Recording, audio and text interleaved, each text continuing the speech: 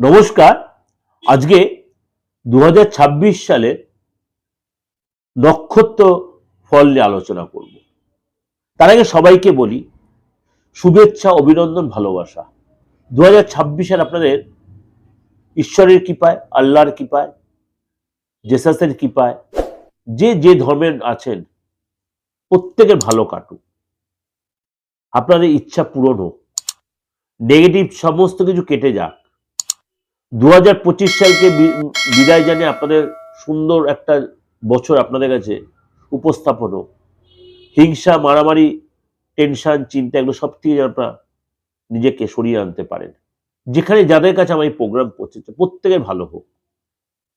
যারা আমাকে আমার হিতাকাঙ্ক্ষী বা যারা আমার ভালো চান তাদের তো ভালো হবেই, যারা আমার পছন্দ হয়তো নাও করতে পারে তাদের যেও বলছি প্রত্যেকের ভালো হোক। চলুন তাহলে জেনে নিই আজকে আপনার নক্ষত্র দিয়ে আপনার সারাটা বছর কেমন যাবে। কারণ আপনাদের যে অলরেডি আমি 2026 সালে অনেক প্রোগ্রাম দিয়েছি, অর্থাৎ 2026 সালের বার্ষিক রাশিফলটা দিয়েছি, সংখ্যাতত্ত্ব নিয়েও দিয়েছি, একাধিকবার দিয়েছি। আজকে বলবো 2026 সালে নক্ষত্র নিয়ে বিচার। অনেকে আমাকে হোয়াটসঅ্যাপে লিখেছিলেন, দাদা আপনি নক্ষত্র নিয়ে যদি একটু বিচার দেন তাহলে ভালো হয়। আমি প্রথমে একটু চিন্তা ছিলাম আপনারা নক্ষত্র নিয়ে অনেকটা নিয়ে জিনিসটা আলোচনা করেন, কারণ প্রত্যেক রাশি লগ্নটাই নিয়ে চিন্তা ভাবনা করেন, কারণ অনেকেই এখনো নক্ষত্র জানেন না, বা আপনার অ্যাকচুয়াল নক্ষত্র খারাপভাবে নেবেন না, জানেন না মিন্স আপনারা হয়তো নিজের নক্ষত্র অনেকে হয়তো জানা। কিন্তু আমার ভালো লাগলো একটা জায়গায় যে আপনারা অনেকটাই জ্যোতিষ সম্বন্ধে অনেকটাই আগ্রহী হচ্ছেন। ভালো লাগলো, খুবই ভালো লাগলো। তার জন্যই আপনাদের কাছে আমি এই নক্ষত্র নিয়ে 2026 সালটা কেমন যাবে সেটা নিয়ে একটু আলোচনা করব। অর্থাৎ 2026 সাল যে রবির বছর, এই রবির বছরে 28টা নক্ষত্র, অনেকে বলবে 27টা নক্ষত্র, আমি বলবো না, 28টাই নক্ষত্র। যখন পরপর আলোচনাটা করব আপনারা যখন দেখতে পাবেন বা শুনতে পাবেন 28টা নক্ষত্র বিচারটা, আমি পরপর প্রত্যেকটা আলোচনা করব। আজকে আলোচনা যতটা করব এরপরে আপনার পরপর স্টেজ বাই স্টেজ আমি প্রত্যেক নক্ষত্রে আপনাদের প্রেজেন্টেশন দেব। কৃত্তিকা নক্ষত্র, কৃত্তিকা হচ্ছে রবির নক্ষত্র, অর্থাৎ এটা হচ্ছে রবির বছর। কৃত্তিকা নক্ষত্রের জন্য এই বছরটা কেমন যাবে, অর্থাৎ 2026 সালটা আপনার কিন্তু এই বছর যে প্রফেশনে থাকুন, আপনি যে সেক্টরে থাকুন, আপনি যে প্রফেশন বা পড়াশোনা করছেন, আপনার লিডারশিপ করার মেন্টালিটি আসবে, আপনার রোমাঞ্চ, অর্থাৎ আপনার মধ্যে একটা কিছু নতুন সৃষ্টি করা এরকম ব্যাপার আসবে। অর্থাৎ রবির বছর আপনার নক্ষত্র হচ্ছে আপনি রবির নক্ষত্রের জাতক বা জাতিকা, অর্থাৎ আপনার মধ্যে কিন্তু একটা মানে পরিবর্তন, আপনার মধ্যে একটা কি বলবো কর্তৃত্ব ফলে একটা চিন্তা ভাবনা আসতে পারে।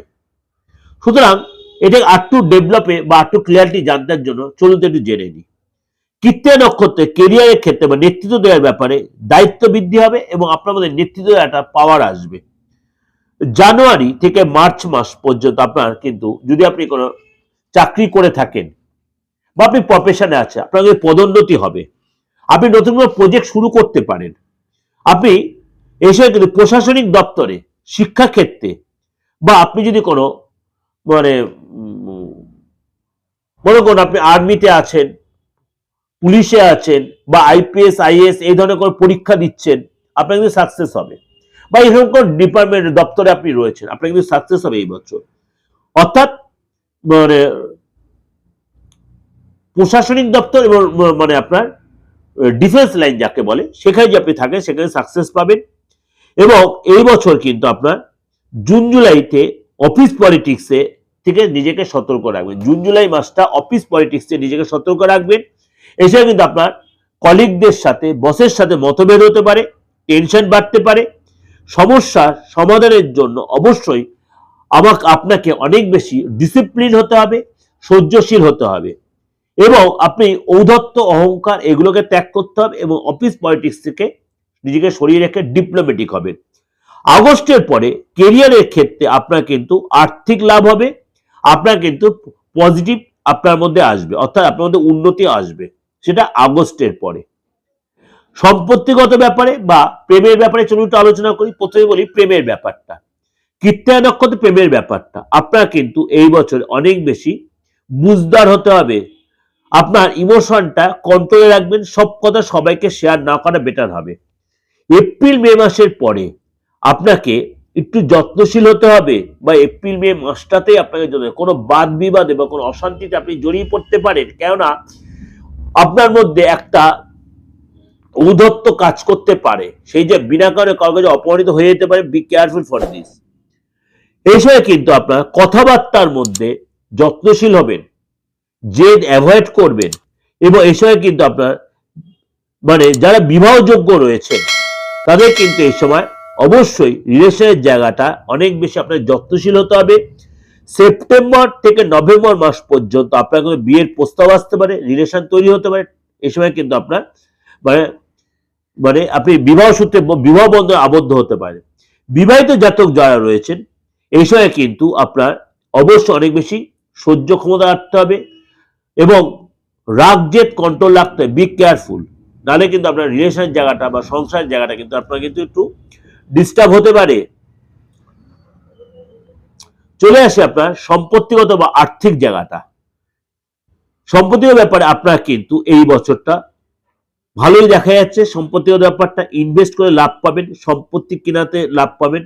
আপনি এই বছরে যদি আপনি লোন নেওয়ার ব্যাপার থেকে থাকে, আমি সবসময় আপনাকে বলবো লোন না নিলেই খুব ভালো। প্রত্যেকের জন্য বলছি, নট কৃত্তিকা নক্ষত্র, প্রত্যেকের যদি একান্ত খুব প্রয়োজন লোন না নেওয়াটাই বেটার হবে। আপনাকে অবশ্যই লোনের যদি এরকম ব্যাপার থাকে আপনি সেই লোন আপনি শোধ করতে পারবেন, যদি আপনি লোন অতীতে কখনো কারোর থেকে নিয়েছে সে লোন শোধ করতে পারবেন। মার্চ মাস থেকে মে মাসে আপনার কিন্তু একাধিক সূত্র থেকে অর্থ লাভ হবে। আগস্ট থেকে সেপ্টেম্বর মাসে আপনার কিন্তু খরচে কন্ট্রোল করতে হবে, অনিয়ন্ত্রিত খরচ হতে হবে। কখন? আগস্ট থেকে সেপ্টেম্বর মাসে অনিয়ন্ত্রিত খরচ হতে পারে। দীর্ঘকালীন যে ইনভেস্ট আপনি করে রেখেছিলেন আগে বিগত দিনে, সেখান থেকে কিন্তু আপনার ট্যাক্স কাটতে পারে, এবং আপনার কিন্তু আর্থিক জায়গাটা কিন্তু ট্যাক্স কাটলেও আপনার কিন্তু মজবুত হবে, অর্থাৎ আর্থিক স্থিতি আপনার মজবুত হবে। কখন হবে? আপনার মজবুত হবে আগস্ট থেকে সেপ্টেম্বর। আর্থিক স্থিতি আপনার যথেষ্ট মজবুত, অর্থাৎ আপনার ডেভেলপ করবে। কৃত্তিকা নক্ষত্র শরীর স্বাস্থ্য জায়গাটা বলি, আপনার কিন্তু শরীর স্বাস্থ্য জায়গাটা বিশেষ করে আপনার কিন্তু কনফিডেন্স ভরপুর থাকবে, এবং আপনাকে লোকের কাছে আপনি গুরুত্ব পাবেন। কিন্তু এপ্রিল মাস থেকে জুন পর্যন্ত আপনার কিন্তু ঘুমের প্রবলেম আসবে, ঘুমটা কমে যাবে, টেনশন বেড়ে যাবে, মাইগ্রেনের প্রবলেম আসবে, আপনার স্পন্ডিলোসিস হতে হবে, প্রেশারটা বেড়ে যেতে পারে। এবং এই সময় কিন্তু আপনাকে অবশ্যই নিয়মিত আপনাকে শরীরচর্চা ব্যায়ামের মধ্যে থাকতে হবে, এবং আপনাকে অবশ্যই খাওয়া দাওয়াতে কন্ট্রোল রাখতে হবে। ডাইজেস্টিভ ক্যাপাসিটি ডিস্টার্ব হতে পারে, ছোট ছোট কারণে আপনার হয়তো প্রেশারটা বা সুগারটা বাড়তে পারে। শরীর স্বাস্থ্য অবশ্যই যত্নশীল হতে হবে। অক্টোবর থেকে নভেম্বর মাস পর্যন্ত তখন কিন্তু আপনার শরীর স্বাস্থ্য আবার বেটার হয়ে যাবে। নিয়মিত আপনাকে অবশ্যই সংযমতা মেনটেন করবেন, এবং শরীর স্বাস্থ্য আপনার যত্নশীল অবশ্যই রাখবেন, কিন্তু অবশ্যই কথাবার্তার মধ্যে নিয়ন্ত্রণ রাখবেন। কৃত্তিকা নয়, কেন আপনার 2026 রবির বছর, আপনি হচ্ছে রবির জাতক, শুধু আপনাকে কথাবার্তায় নিয়ন্ত্রণ রাখবেন। হঠকারী সিদ্ধান্ত নেবেন না, সব কথা সবার মধ্যে নিজেকে জড়িয়ে ফেলবেন না, তাহলে কিন্তু এবছর ওভারঅল আপনার ভালোই যাবে। আপনার ছোট ছোট করে আপনাদের খুব ভালো লাগবে। আলোচনাটা খুবই বিষয়বস্তুটা একদম জিস্ট করে দেওয়ার চেষ্টা করলাম, খুবই উপকৃত হবেন আপনারা। এর সাথে তো আপনারা আমার বার্ষিক রাশিফলটা ফলো করতে হবে, সেখানে কিন্তু আপনি সাকসেস পাবেন। ভালো থাকবেন। 2026 সাল আপনাদের খুব ভালো কাটুক। ভগবান আপনাদের মঙ্গল করুক, ঈশ্বর আপনাদের মঙ্গল করুক, আল্লাহ আপনাদের মঙ্গল করুক, জেসাস আপনাদের মঙ্গল করুক, বুদ্ধদেব আপনাদের মঙ্গল করুক, এবং যারা আদার্স ধর্মাবলম্বী আছে প্রত্যেকের ভালো হোক, আপনার মনের ইচ্ছা পূরণ হোক। নমস্কার, ভালো থাকবেন।